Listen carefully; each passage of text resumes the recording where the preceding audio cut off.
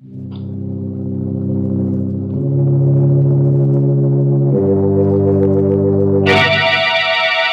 Tea and Lipton Soup present Inner Sanctum Mysteries.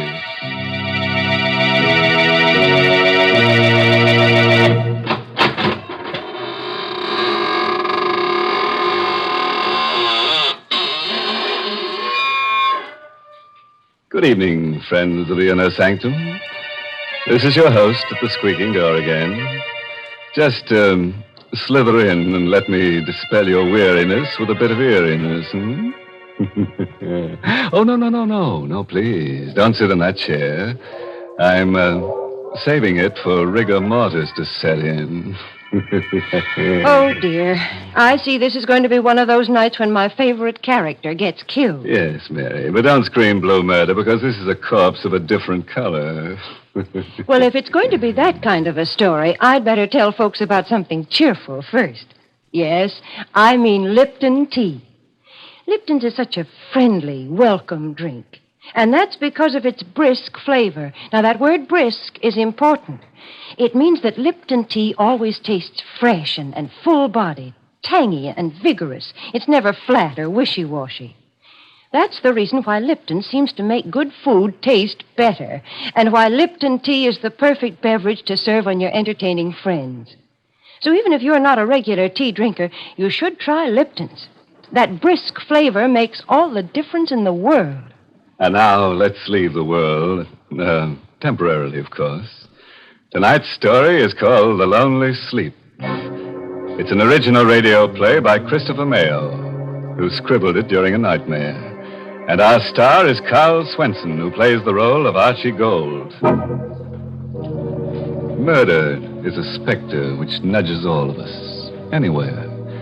Most of us will never murder, but can any of us say we never will? Certainly Archie Gold, 30-ish, bald and mild-mannered, never thought he would murder.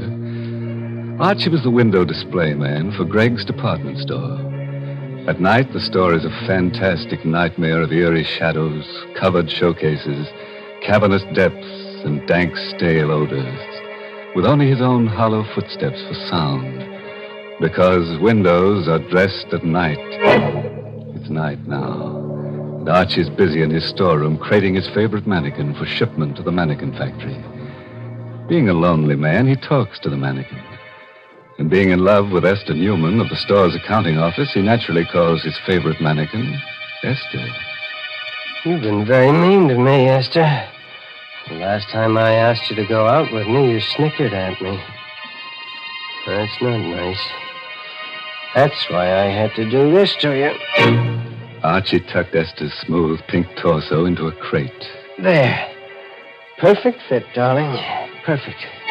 Then Archie wrapped Esther's slim legs and arms in excelsior, tucked them into another crate.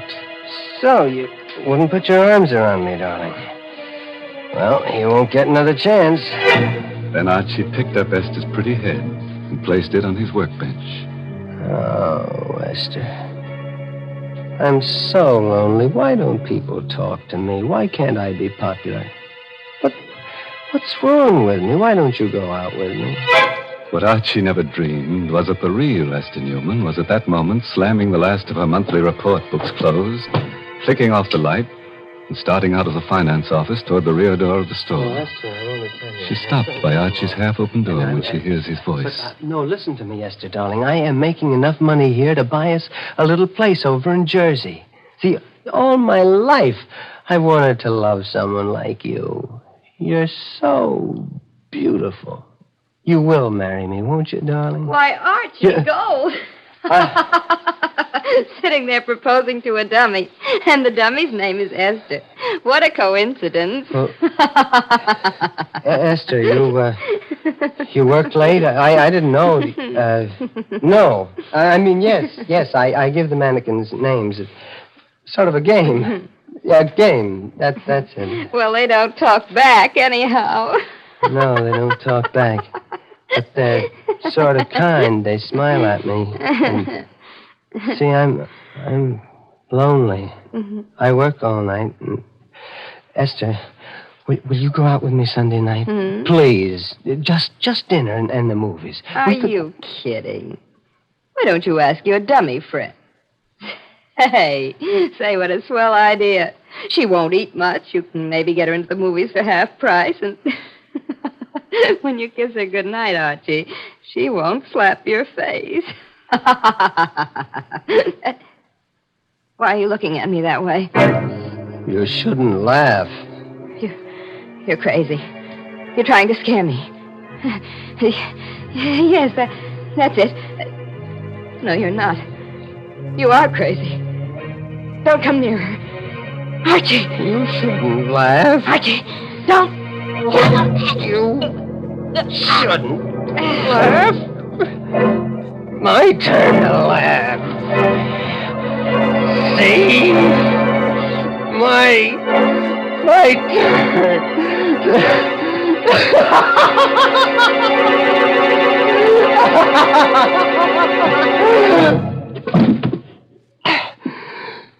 You shouldn't laugh. People shouldn't laugh when you're lonely. You see, the specter of murder had nudged Archie, and he's obeyed. This was no mannequin at his feet. This was a woman, warm, beautiful, and dead. Then, being scared and lonelier than ever, Archie talked to his mannequins again. This time to Frank, painted and rouged and handsome in Greg's bargain $29.50 tweed suit. You heard her laughing at me, Frank. I just couldn't stand her laughing at me again. See, look at her, Frank. You'd think she was asleep. Her neck's broken. See, what am I going to do with her? I gotta think. Gotta hide her. Gotta dress the front window, too. Window. Sale of Cozy Kitten mattresses starts tomorrow. It's a big sale. Sleep on a Cozy Kitten. I've got it, Frank. The window! I've put her in the window on a Cozy Kitten mattress, and nobody'll know. And then tomorrow night... So Archie used some pancake makeup, bringing life to Esther's sallowing cheeks and purple lips. He placed her dead weight on a hard truck. He rolled her to the lighted window. An hour later, Esther's corpse, covered with gleaming white sheets and sleazy satin quilts, smiled in peaceful bliss at the empty street. Archie found his work well done. Nothing more to do now. Just wait. I'll go home. And wait. That's a good window. You look very pretty in bed, Esther. I've been watching you, young fella. Saw you do the whole thing. What's the matter? I scare you? No, officer. I didn't know. Yeah, I've been in the doorway across the street watching you. A lot of work to making up one of them windows, ain't there? Yeah. You saw me do the whole window, you mean? Uh-huh. Oh. Saw you put the mattresses in, make the bed, put the signs in, and then fix the lights. Then you put the girl in the bed and fix her face up. Yeah, it's a nice job. Yeah. Say, you look bad, son. Yeah. Anything wrong? You sick? Huh? No. I'm just tired. All through for the night? Yeah, I'm all through. Good night, officer. Good night, young fella, and don't worry about your girlfriend. I'll keep an eye on her every night.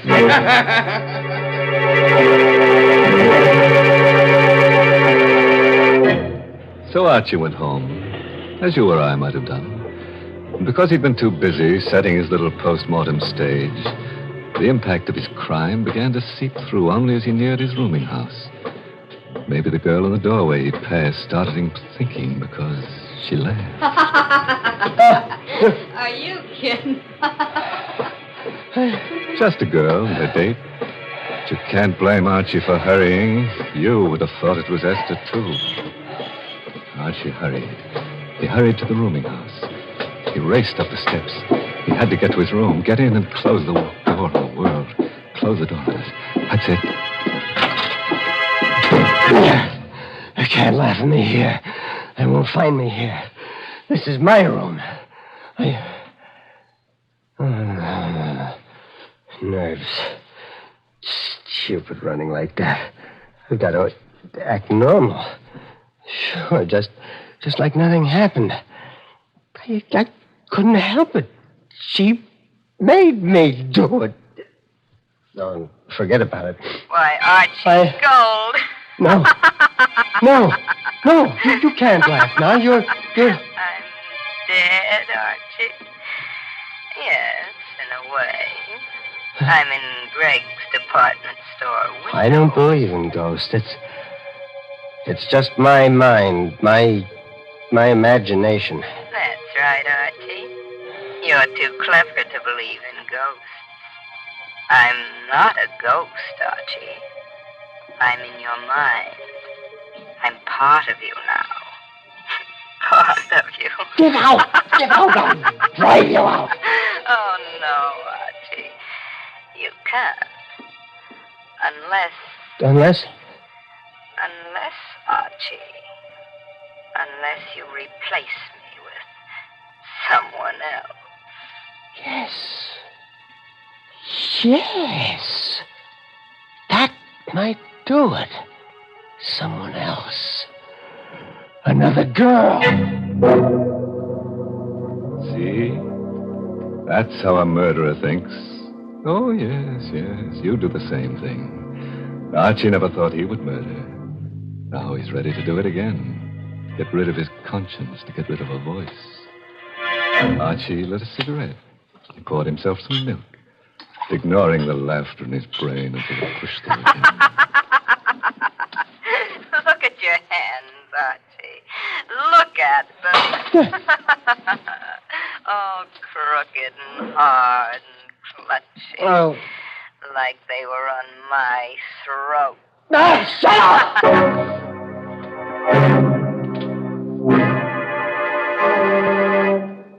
Archie threw himself on the bed and jammed the pillow against his ears. And fell into a dream worse than reality. Hello?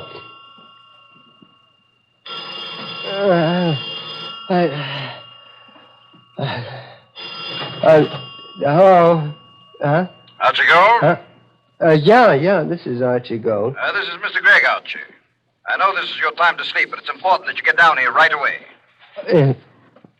Is anything wrong, Mr. Gregg? I can't tell you over the phone. Come down here. Goodbye. All right, Mr. Gregg.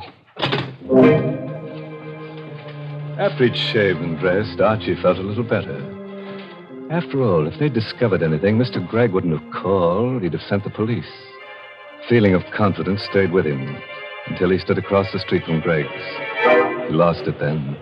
It dropped with a sickening pain about his heart and a dry pinching about his lips. People were standing 3 deep in front of his window display, and he caught sight of a policeman's cap following Mr. Gregg's bald head into the store.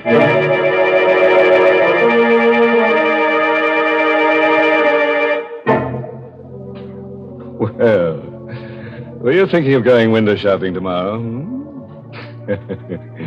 Want to be popular?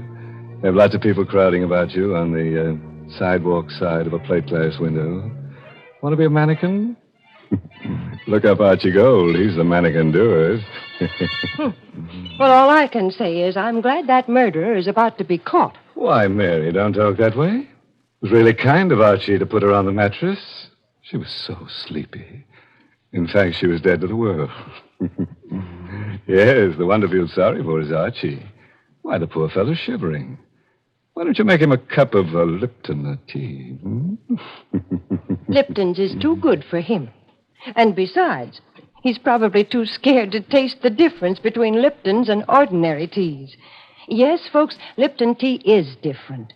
In the language of tea experts, Lipton's has a brisk flavor. And when they use that word brisk, B-R-I-S-K, they mean that Lipton tea tastes tangy and spirited, really full-bodied. It's never flat or weak. So get acquainted with that brisk flavor. Or you just don't know how good tea can be till you know how good Lipton's is. Well, let's see how good Archie's alibi is. Remember Archie, the lonely little man who dresses Gregg's department store windows at night? He just couldn't stand being spurned by Esther Newman any longer. She laughed at him when he asked for a date, and now Esther is a lifeless mannequin advertising the restful qualities of cozy kitten mattresses in the window display. And Archie enters the store to see what's in store for him. Mr. Gregg, I'm, Archie Gold, come in. Close the doors. Sit down. My boy, you know Miss Newman in our bookkeeping department? Yes, sir. I knew her, but I'd like a chance. You're going to get a chance, my boy. Before leaving on a week's vacation, Miss Newman completed our annual report. Miss Newman is on vacation? Yes. Which isn't important. The report shows we sold 16 cozy kitten mattresses in 1 year. Well, that's not many, is it, sir? It's terrible. We were stuck with 1,500 of them. Just a minute now. Jenkins. Yes, Mr. Gregg? How many mattresses have you sold now? 802, sir. You hear that, Gold? Yes, sir. 802 mattresses in a couple of hours. And your window display did that. My boy, you're a genius. Mr. Gregg, No. I know just what you're going to say. Any man who has the imagination to put a woman dummy asleep in a window, and such a dummy, so peaceful. How much are we paying you, Archie? $36.47 a week, sir. Starting today, it's $72.94. And a private office, and you're the head window display manager of my 3 stores. Ha! Stunned you, huh? Everything I've always wanted. What's more, I've had pictures taken of that window with the crowds, and the paper promised to run it in tonight's edition. With your name. Good? Yes, sir. I want you to know, sir, I appreciate it. Oh, nonsense. Greg knows a bargain. Now go home to bed again, or take tonight off. Oh, no. I have work to do. Get more good ideas? Good. Mr. Gregg. Yes, my boy. If the mattresses are selling so well, we won't need the display. I can take it out to... Oh, nonsense. Don't touch it. We'll run this sale for 2 weeks. I just ordered 1,500 more mattresses. Success and popularity was sweet to Archie's taste. But Archie knew a corpse, no matter how beautiful, cannot survive the sun beating through glass for long. And Archie knew that. It was a wretched rainy night. Greg's department store had long since closed its doors. The night belonged again to Archie. Now he had a nasty job to do. He drew the curtains across the big window. In case the officer was watching again. Esther was just a mannequin now, a mannequin of flesh and bones, but a mannequin. And Archie spoke to his mannequins. You've had a hard day, Esther, darling, haven't you? Well, it's all over now. You never did anything for me alive. Dead, you brought me success. Now I've got to send you away. You're stiff and cold, Esther. And you can't laugh now, can you? Esther couldn't laugh. And Archie opened the crates which contained the mannequin he had originally planned to ship. With a few simple tools and lots of work, he made Esther, the real Esther, conform to his original shipment. A torso, a pair of hands.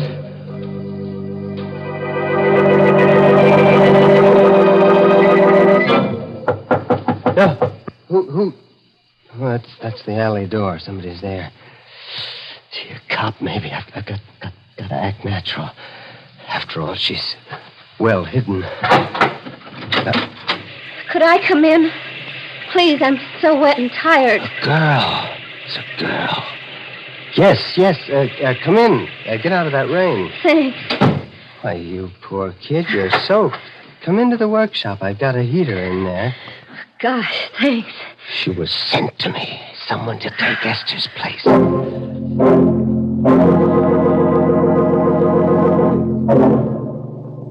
Feel better now? Yeah, lots better. You're very kind. How did you happen to pick this store to knock at? Well, the alley seemed a good place to get out of the wind. It started to rain, and I saw your light. Oh, I see. And you're broke. Yeah. The usual story. I came to town from Philly to get a job. Job was there, all right, but the boss wasn't on the level. Well, don't you have a home? Parents or a husband, I mean? Oh, that's No. a shame. Look, stay right there now. I'll be right back. You're not leaving me, are you? No, I'm going to get a blanket. to put across your shoulders. I'll be right back. Of course he'd be right back. Wasn't this just what he needed? Another mannequin to satisfy Esther's voice? It made sense. The second time, it's easier. It always is. Don't move, May. I'll put it across your shoulders. All right. You're a very lonely man, aren't you, Mr. Gold? How do you know that? Because I like you. How does that prove I'm lonely? I like lonely people. Why? Because I'm terribly lonely myself. I got some coffee in the thermos here. I'll get you some. I like it here. I like to look at the mannequins, especially that handsome one there. What do you call him? What do you mean, call him? Well, you must talk to them. I would. You're wonderful. You understand. See, I do. I do talk to him. His name's Frank. Frank, meet May. May, this is Frank. Hello, Frank. I'm sleepy, Frank. Oh, May. Why did you come tonight? Why couldn't you have come 2 nights ago? You're sleepy? Mm-hmm. I'm warm and sleepy. Look, I have 3 hours before my window has to be finished, and I have an errand that'll take me about an hour. You climb into the bed in the window and... People will see me in the window. No, the curtains are drawn. I'll wake you when I get back. All right. Looks like the kind of bed I could sleep on forever. Ever. Doesn't always work out the way you plan it, see? Archie didn't want to murder Esther, but he did. Archie wants to murder May, but he'd rather not. Well, Archie drew the satin quilts over May. She smiled, closed her eyes with a murmured thanks, and was asleep. Archie knew now he loved her, that he must never listen to her speak again. While Archie carried the crates containing Esther's remains into the station wagon in the alley, a little man with a sad, droopy face and a derby hat argued with the night captain of the local police station. I tell you, I know what I'm talking about. I stopped at Greg's window 4 times today. I know a corpse when I see one. Well, I saw that window, too. That's a dummy in that bed. I know a dummy when I see one. I don't doubt that, Captain. You've had more experience with dummies than I have, but I've had more experience with corpses than you have. That's a dead girl in the bed. Now, what makes you so sure?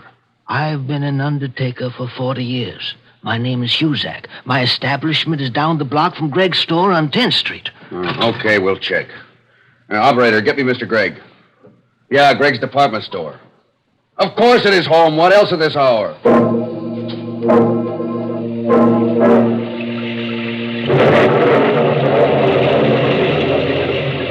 Archie had a plan. Excitement gripped him. But that habit of years was strong, and he talked to Esther as he piled her 3 coffins into the station wagon in the alley. Don't you worry, Esther. In a half hour, you'll be at the bottom of the river. You shouldn't have laughed, Esther. And then I'll come back to May. Sure, Archie had a plan, all right. But it didn't include the little old undertaker who knew a corpse when he saw one, or an angry, sleepy Mr. Gregg, or a confused who were right then coming to a stop in front of the store. This is an outrage, a preposterous, fantastic farce. Getting me down here in the middle of the night to prove I have a corpse in my window. I know, Mr. Gregg. I feel silly about it myself, but Mr. Huzak here seems so sure. The curtains are drawn in front of the window. We'll have to go inside. In a minute, you're all going to look very silly. There. Does that look like a corpse? No. You're right. It's not a corpse. It isn't a dummy either. She's alive. Breathing. Something queer here. I'm going to look around outside. Archie! Archie, go!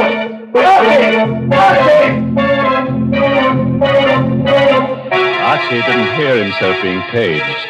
But at the entrance of the alley, he saw the police car in front, and he heard the police captain shouting from the sidewalk. That was when Archie decided it was better to be lonely. The lonelier, the better. They found out. That's the police. They said they found out. Hey, you! Right now. Got to. They won't catch me. They won't. Got the lights, Fred. I gotta go through. Faster. Faster. Why can't it go faster? The truck. Turn right. Turn!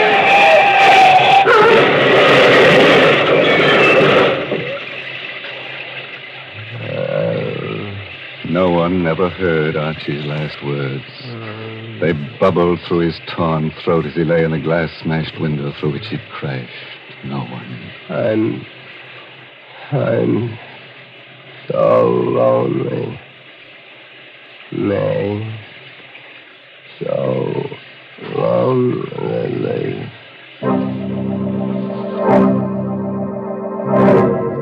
Well, Greg, here's your Archie Gold. Bet those crates will be interesting. Awful. Yeah, quite a mess. No one was cruel enough to point out a gruesome bit of grisly humor.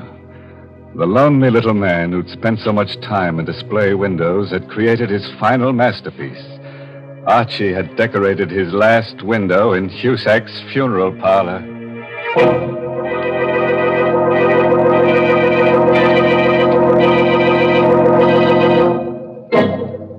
The lesson we learned from tonight's story is that murder doesn't pay. It's a losing business.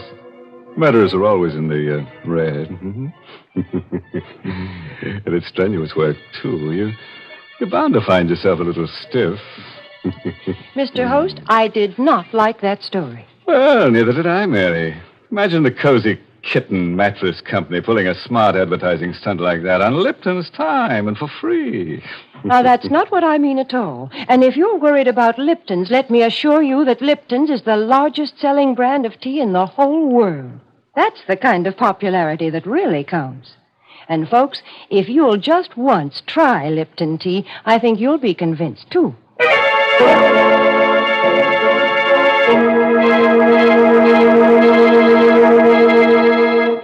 Well, I have to run along now, folks. Got some shopping to do in Greg's department store. What? Oh, I know it's late, but, you see, Archie and I shop at night to avoid the shrouds, you know. By the way, this month's Inner Sanctum mystery novel is Puzzle for Wantons by Patrick Quentin. Oh, and here's a special announcement. Next week's Inner Sanctum story, directed by Hyman Brown and brought to you by Lipton Tea and Lipton Soup. Next week's story is about a man whose dreams always come true. All he has to do is to dream that somebody's being murdered and...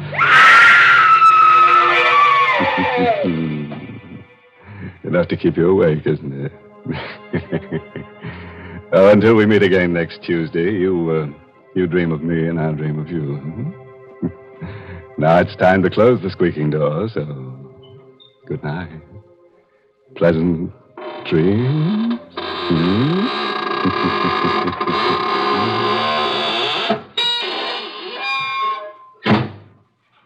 Folks, here's a grand way to begin a meal. Serve Lipton's noodle soup. Lipton's takes no time to prepare, and yet it has a real fresh-cooked chickeny flavor. Yes, it tastes just like the chicken noodle soup you'd make right in your own kitchen. And Lipton's is economical, too. It costs less and makes lots more than canned soups. So, folks, don't forget to serve Lipton's noodle soup. And don't forget to tune in next Tuesday night for another Inner Sanctum mystery.